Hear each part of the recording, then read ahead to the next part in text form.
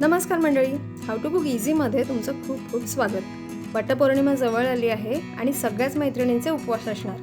त्यासाठीच मी आज अगदी कमी साहित्यात आणि झटपट होणारी उपवासाची रेसिपी दाखवणार आहे. त्यासाठी व्हिडिओ शेवटपर्यंत पहा आणि हो, माझ्या यूट्यूब चॅनलला नक्की लाईक, शेअर आणि सबस्क्राईब करा. चला तर रेसिपीला सुरुवात करूया. उपवासाचं बटाट्याचं थालीपीठ बनवण्यासाठी हे बघा, आपण असे मध्यम आकाराचे बटाटे घ्यायचे. हा कच्चा बटाटा आहे, तर आपण हा अशा बारीक किसणीने किसून घेऊया.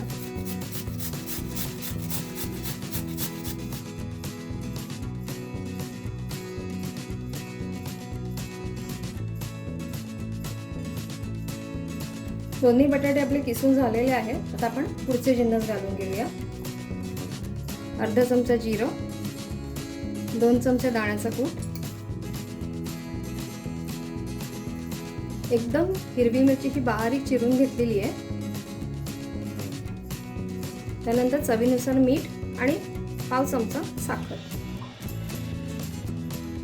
1 चमचा अरारोट पावडर. ही ऑप्शनल आहे, तुम्ही नाही टाकली तरी चालेल, पण ह्याने बाइंडिंग छान होतं आणि रंगही छान येतो. आता आपण सगळे जिन्नस छान असे मिक्स करून घेऊया.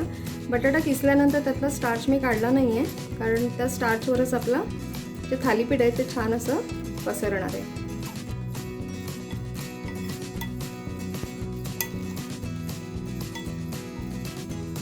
यात तुमच्याकडे चालत असेल तर तुम्ही आलं सुद्धा बारीक किसून थोडंसं घालू शकता.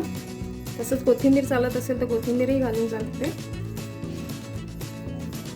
हे व्यवस्थित असं मिक्स करून झालेलं आहे. आता आपण पॅन गरम करत ठेवूया आणि थालीपीठ थापायला जाऊया.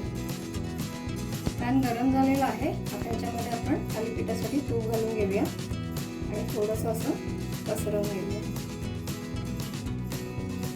आता आपण जे मिश्रण केलंय त्याचा गोळा आहे तो घालून घ्यायचा आणि असं छान असं तुम्हाला हव्या त्या साईजमध्ये हे थालीपीठ तुम्ही थापायचं.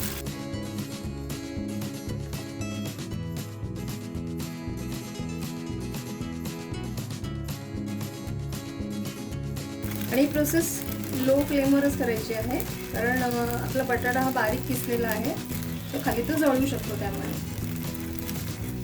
हे असे छान मीडियम साईजचं थालीपीठ थापलेली आहे. आता हे झालं की ह्याची एक बाजू व्यवस्थित खरपूस होऊन द्यायची आणि मगच आपण ते उलटवायचं.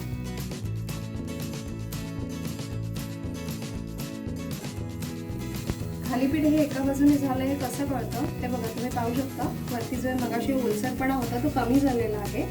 सो आता ही आपली एक बाजू उलटायची वेळ आलेली आहे. तर इथून आपण थोडंसं असं तूप छान पसरवून घेऊया आणि त्याला उलटून घ्यायचं आहे.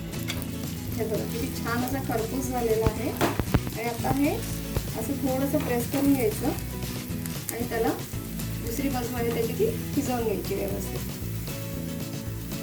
हे थालीपीठ अगदी कमी वेळेमध्ये झटपट असं बनतं, तर तुम्ही हे नक्कीच बनवून बघा आणि चवीला तर फारच छान लागतं.